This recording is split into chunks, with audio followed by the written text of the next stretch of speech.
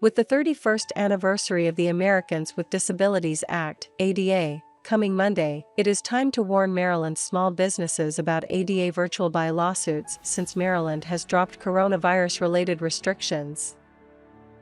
After reading the USA Today article, Woman Files About 500 Lawsuits Across U.S. as Tester of Disability Compliance, I recalled that I first learned what a tester of disability compliance in 2006 was. Living in Sykesville, I followed the activities of ADA shakedown artist Marilyn Phillip of Hampstead, who uses a wheelchair because of post-polio syndrome and severe osteoporosis.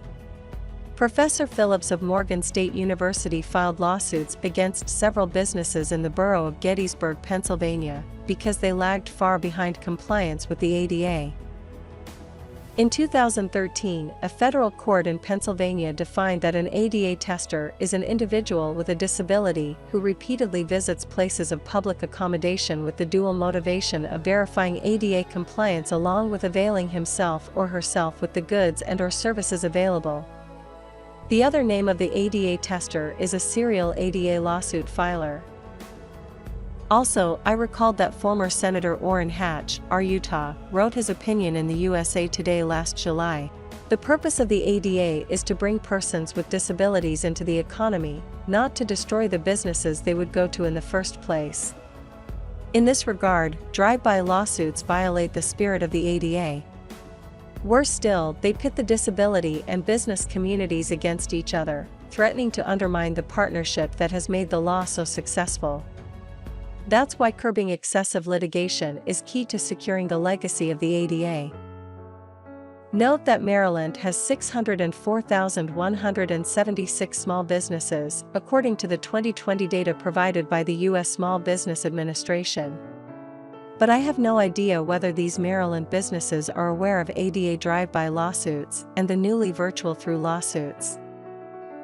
Serial ADA lawsuit filers and drive-by disability activists are still taking advantage of the ADA.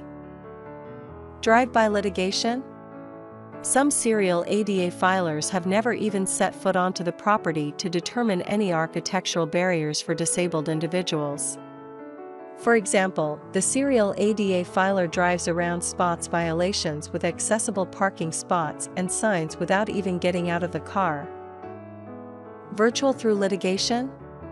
For example, the woman mentioned above living in Florida visited the websites or third-party online booking sites for hotels and motels in Maine. She then filed lawsuits without seeing these properties in Maine. For nearly 2 decades, unscrupulous lawyers and serial plaintiffs do not seek to increase access or eliminate barriers for persons with disabilities.